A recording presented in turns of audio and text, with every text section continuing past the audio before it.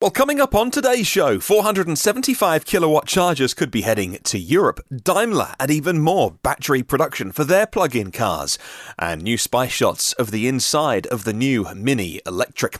But first of all, good morning, good afternoon and good evening, wherever you are in the world. Hello and welcome to the Tuesday, the 14th of August edition of EV News Daily. It's Martyn Lee here with the news you need to know about electric cars and the move towards sustainable transport. I want to say a heartfelt thank you to the 56 patrons of this podcast whose generosity means I get to produce this show for you, for free, and to thousands of listeners around the world every day. Well, keep an eye on your TV, your radio and your digital outlets because there's a new ad coming your way to promote electric cars in North America. The Jetsons and the Flintstones are getting back together again, or at least their theme songs are. The soundtracks of the two classic Hanna-Barbera cartoons are featured in a new ad seeking to raise awareness of electric vehicles according to Ad Age. Well, Ad Age say that the spot created by Deutsch is part of a first national campaign by Electrify America. Electrify America is the wholly owned subsidiary of Volkswagen Group of America. The group, created 2 years ago now in 2016, is overseeing a 10-year and $2 billion investment on zero-emissions vehicle technology and awareness. The investment was mandated as part of the automaker's legal settlement with government regulators in the wake of Dieselgate when it admitted to installing defeat devices on cars to cheat the emissions tests. Well, the first ad portrays an environmentally conscious man driving a gas-powered car. Cue the Flintstones music, which suggests he's behind the times. Then, as the Jetsons song comes on, his alter ego pulls up in an electric car, prompting jealousy from his backwards-thinking self. The spot ends by showing a range of currently available electric cars speeding down the highway. There's a new website to go with it as well, and it's a whole new campaign aiming to drive people online. It's called plugintothepresent.com. Now, it includes a link to the external site in which people can search for government-backed incentives available to EV buyers, things like tax credits. There's also a link to a map where people can search for their closest charging stations and another site where people can comparison shop, putting electric cars next to gas hybrid cars. Well, the ad itself is pretty brand agnostic. It doesn't recommend one car over another, even though those cars seen in the commercial speeding off include the Chevrolet, the Honda Clarity, the Nissan Leaf, the BMW i3, the Hyundai Ioniq. I just paused, by the way, because one of our listeners, one of your fellow listeners, told me off for saying Hyundai in slightly differently every time. Because in this country, I'm aware that we say, this is a massive sidebar, apologies, we say Hyundai. And I gather that pretty much the way that it's pronounced in most parts of the world is Hyundai, as in Monday or Sunday. So I'm desperately trying to say Hyundai, not Hyundai. Hyundai. No. Anyway, back to where we were. Also features a VW e-Golf. None of those brands paid to be in the ad. The voiceover says, and I quote, "With instant acceleration, electric cars are more fun to drive and more affordable than ever. Electric cars are here." End quote. I won't put the audio on this podcast because we also upload this show to YouTube without any pictures, just for audio only. And I don't want anything getting taken down for copyright reasons. So I'll put a link to it in the show notes for you to watch. Well, Richard Steinberg, Electrify America's Senior Director of Green Cities, Marketing and Communications, told Reuters, and I quote, "We're trying to say with this campaign that electric vehicles are fun to drive. The range is great and charging is more widely available than people know. Electric cars are not something of the future. They are here now and more accessible than many people know. The Jetstones campaign is just the beginning of our work to educate and demonstrate that electric vehicles offer a full array of features that customers expect, and they are totally fun to drive," end quote. And it's just so wonderful to see another new website helping to educate people alongside other websites that are out there right now in North America. Websites like myev.com, brought to you from the people behind Inside EVs, helping to not only buy and sell used electric cars, but also a big learn section on myev.com. And it really is about bringing people into not so much the club, but just kind of into the gang of being excited about electrified transport. I'll put links to the Ad Age and Engadget articles where you can watch a link through to that TV spot. And looking forward to hearing more about it digitally on the radio as well if you are in one of our North American listeners. Let me know when you start to see it. I'd love to know.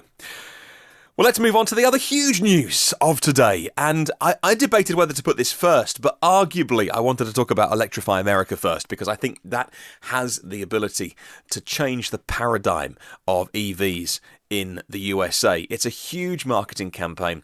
The spend is in the hundreds of millions, and I think it was important to put that story first. And you'll understand why this came a very, very close second, because a new blog post from Elon Musk finally gives more detail about the plan to take Tesla private.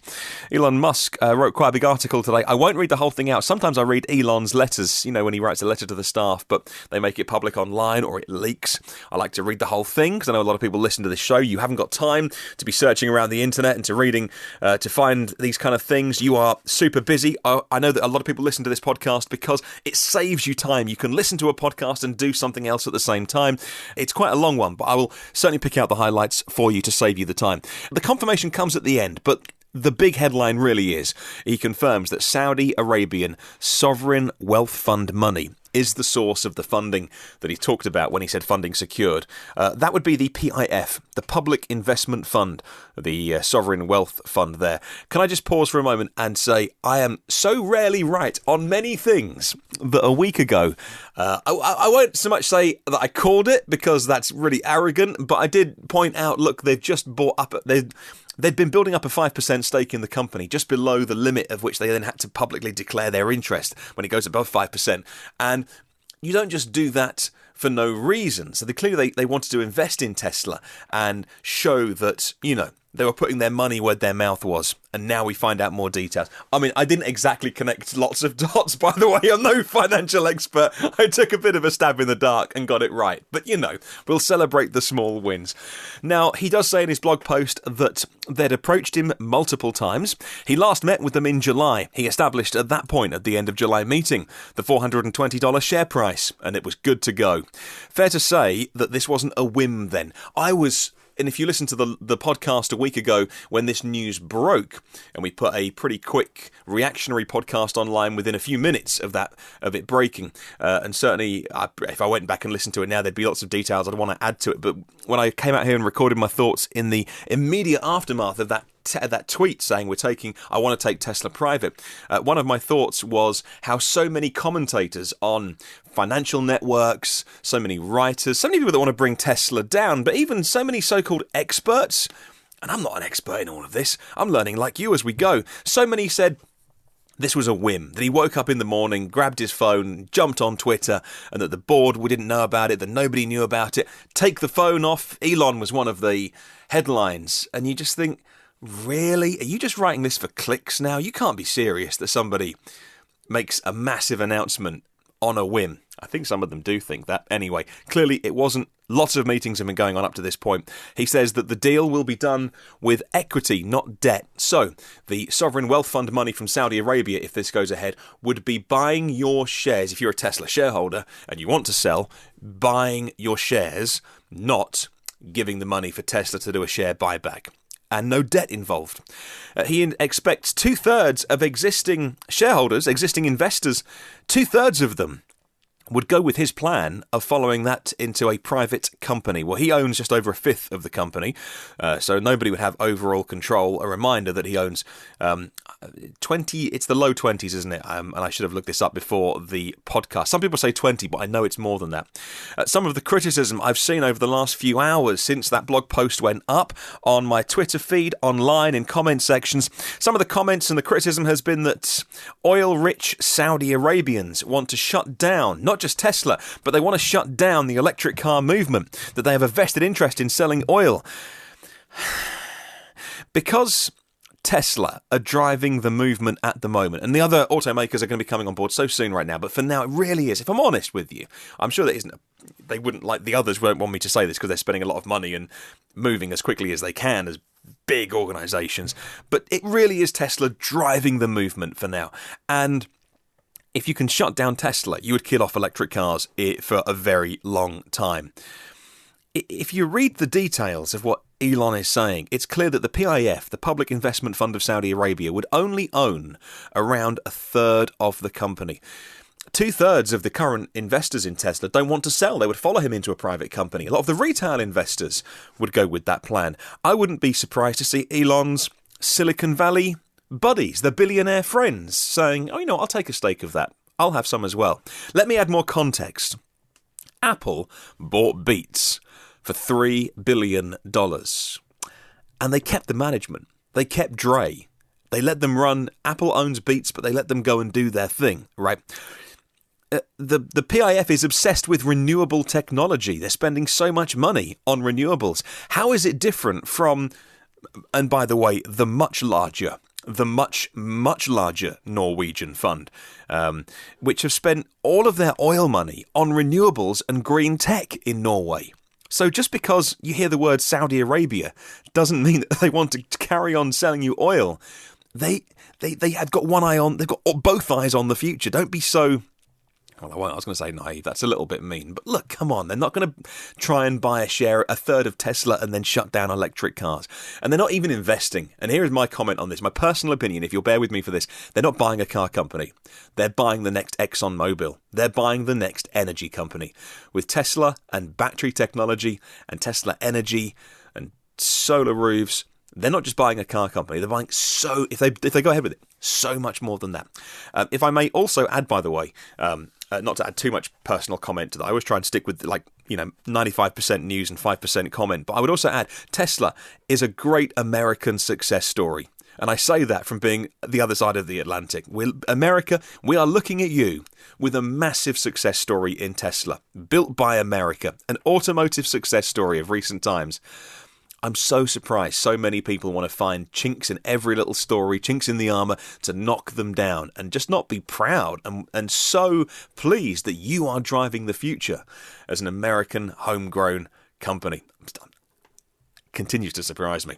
Well, a quick update on the Model 3 tracker, by the way. If this is new to you, Bloomberg set out to try and put a number on the weekly Model 3 production numbers by tracking things like registered VINs, and new owners of the cars can submit their VIN, and they have an algorithm that puts it all together. It has got a bit of a lag in it. I think they'll admit that themselves. Things like factory shutdowns when they upgrade the systems to improve output it doesn't always cope massively well with those. However, the Bloomberg tracker says that 66,260 Model 3s have now been made at a current rate of 5,824. That's tantalisingly close to Elon's stretch goal of 6,000 a week by the end of August. And I'll put a link to the Bloomberg tracker in the show notes. Well, I've told you before how the Australians are moving forward with charging technology, despite having a very small, if barely, EV industry of their own in Australia. Well, Tritium make 350 kilowatt chargers for Europe's Ionity network. And now they've unveiled another step up, a unique HPC system, a scalable, flexible system for commercial operators capable of charging electric vehicles up to 475 kilowatts. In the EV equivalent of the chicken and the egg, which came first? Do you build cars that can charge quickly or chargers that can charge quickly? It's definitely the chargers which are coming first. And some would argue that maybe that's the cheaper way to do it. Build the quick chargers first, and then let's get the cars on the road later this year, early next year. Things like the Porsche Taycan as well. Certainly Teslas can charge very quickly. Well, Jeroen Jonker, he's the general manager of European sales at Tritium. I quote, "With the announcement of the Road to Zero strategy, the UK is becoming increasingly important as one of our major markets, and we are in active discussion with several organisations in the automotive, utilities and fleet sectors about the deployments of both rapid chargers and high power chargers," end quote. And that would indicate that they're not just looking at cars, but also commercial vehicles as well for their 475 kilowatt chargers. Can you imagine a world where Tesla decide to include the CCS combo plug on their European Model 3s when they start to be made next year?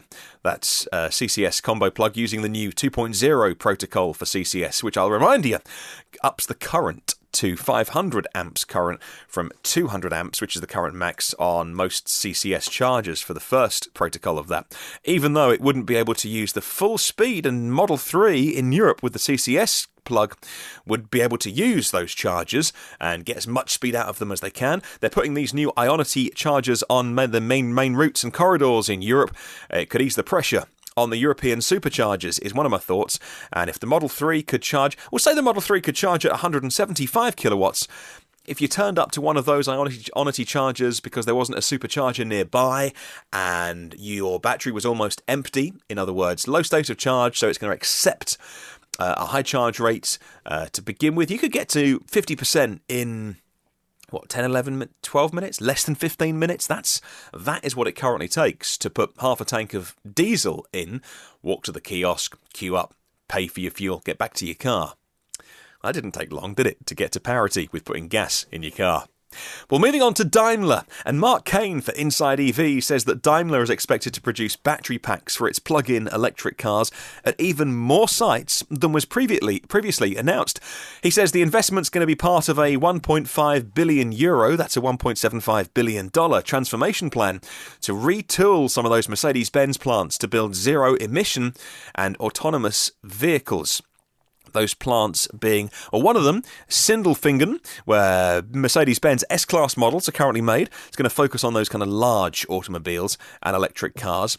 And the Unterteuchheim plant is to be transformed into a high-tech location for electric car components, building things like the electric motors for the Mercedes-Benz EQ series. A reminder to newcomers on the podcast, the EQC is going to be the very first Mercedes-Benz SUV, full electric car. It's more and more of it is being shown testing now. The camouflage is starting to come off. One of the cars I'm so excited about because it has a slightly smaller battery than its competitors like the I-Pace or the Audi e-tron Quattro. But I think that the Mercedes-Benz super geeks, the engineers we will call them, they're the super geeks, aren't they? Have been doing some very, very clever stuff in terms of efficiency where they've managed to get a smaller battery but really make the most of it. I hope I'm proven right on that. Well, moving on to China, 2 electric vehicle sharing platforms backed by powerful Chinese car makers are looking for external funding, totaling almost $730 million to fuel their growth. People with direct knowledge of the plans, according to a Reuters report. Well, the first one is a chauffeur ride-hailing platform backed by Geely. It's aiming to raise up to $437 million in a new funding round. That would value it at around $3 billion, 3 people said. And EV Card. Well, EV Card is an electric vehicle rental service under the state-owned SAIC Motor Corp, also considering raising just under $300 million from external investors, according to one person with direct knowledge. Well, moving on to BMW, and the final 2 stories on today's podcast. Worldwide sales of BMW Group vehicles continue to grow, with more vehicles delivered to customers last month than in any previous July. A total of 181,000 BMW, Mini and Rolls-Royce vehicles were sold in the month, bringing those year-to-date sales up to 1.423 million sales. Well, Peter Noter is a member of the board of management of BMW AG, responsible for sales and brand BMW. He says, and I quote, "The continuing and growing demand for electrified vehicles is also very pleasing. Deliveries of BMW i, BMW i Performance and Mini electric vehicles is up by over 40% year to date," end quote. Well, in the first 7 months of the year, deliveries of BMW Group electrified vehicles totaled 71,310 worldwide. That's an increase of almost 41% on the same period last year. July sales of BMW i, BMW i Performance and BMW Mini electric vehicles totaled 10,649 in July alone. Several major markets grew, including the USA to 13,000 and the UK to 9,000 cars. A full link to that press release from the BMW Group press office, if you fancy reading that, is in the show notes. And finally, talking of the Mini E, the Autoblog has more spy shots of the Mini E in testing. The latest spy shots that I saw on Autoblog had just 1 or 2 interior shots taken through the passenger side, the right-hand side. This was a left-hand drive vehicle, I think, and it was the right-hand side they'd taken the pictures through. It had a variety of laptops on the passenger seats, tablets on stands on the dashboard, most likely I would think for things like system monitoring and diagnostics. Well, the 2020 Mini E electric hatchback has been spied again. Doesn't reveal much more on the outside than what we've already seen. It does have those kind of groovy concept car wheels. Our spy photographer, says Autoblog, got a good shot of the interior. That's Joel Stocksdale for Autoblog, saying that the chief amongst the interior changes is the instrument panel on the steering column. Current gas-powered Minis have the typical needle and dial set of gauges on the column. Been replaced now by a very thin screen in an effort to keep it from looking too out of place. It has some semicircle ends and a chrome ring around the screen. Odds are that the actual screen itself, as is the current Mini styling, is going to be in the middle between the passenger and the driver, and additional warning and indicator lights will fill that circular ends. Well, thank you very much to new Patreon supporters. These are the people that bring you this podcast. So if you're learning anything about electric cars, if you're entertained by it, if you pick up any little tidbits of information, you have them to thank for making this podcast happen. Sasha Pallenberg. Thank you, Sasha. Sasha Pallenberg contacted me on Twitter yesterday saying he'd just discovered the podcast and was kind of binge listening, like you binge watch a box set on TV. He's a new partner of the show, and we're looking forward to working with Sasha to bring you this podcast. And Rod James, hello Rod, a new executive producer. Thank you very much for your contributions on patreon.com/EVNewsDaily. This is nothing that you have to think about if you just want to carry on listening to the podcast for free. It is free and always will be free. And it's something that if you want to have a look at EV News Daily on Patreon, patreon.com/EVNewsDaily, all sorts of different tiers on there, like bonus content and things that are coming just around the corner, which you can read about on Patreon, but I won't talk about here because we're still busy building it. But I'm adding hopefully a whole new resource for anybody who listens to the podcast as another way to get the news. I will say no more, but thank you so much if the Patreon page is something that you're thinking about having a look at. In terms of our Facebook page, hello to Alan Northcutt on Facebook, who told me off today in a really lovely way. But he's bang on, he's completely right. He says, I'm new to the show and I love it. Today you talked about cars that are competition for the Tesla Model 3. And I was talking about those big, expensive, if you haven't heard that show, all the previous shows to download for free, by the way. Talking about those big SUVs, the Audi, the Mercedes, the I-Pace. He says, no mention of the Bolt. Alan, you're so right. I'm so sorry. A serious oversight, in my opinion, says Alan. I've driven the Bolt for 1.5 years, and I love it, in capitals. I get up to 250 miles a charge. It's a low cost for the US, $40,000 for the premium. Great safety, great tech, very roomy. I bought it. I didn't want to wait for the Tesla, he says. In my opinion, the only real disadvantage is the Tesla supercharger network. I'm pretty sure you didn't mention the Bolt. It deserves more time. Respectfully, Alan from Waco in Texas. No, Alan Northcutt, you are 100% correct. I forgot to mention the Bolt. Talking about Tesla's competitors. Slap on the back of my wrist. Well, if you want to listen to any of the previous 210 episodes, they're all online for free. I put all of the details in the subject title, so if you want to whiz back through any of them, you should really quickly be able to see any kind of keywords and topics that float your boat, and you can download them as and when you want to. They're on iTunes and Google Play, Spotify and YouTube, TuneIn and Stitcher, and we're updating the blog at evnewsdaily.com. You can subscribe on those platforms, which means you get it first and free and automatically, and if in return, I know we talk about the Patreon thing, but what would mean so much, by the way, if you don't want to do that, please leave a review, a rate and review, a little star rating, a couple of words. I know it's a faff, I know you're busy, but if you get the chance, it means the world to me. If you want to catch up on the socials, just search EV News Daily and you'll find us. Have a wonderful day. I'll catch you tomorrow.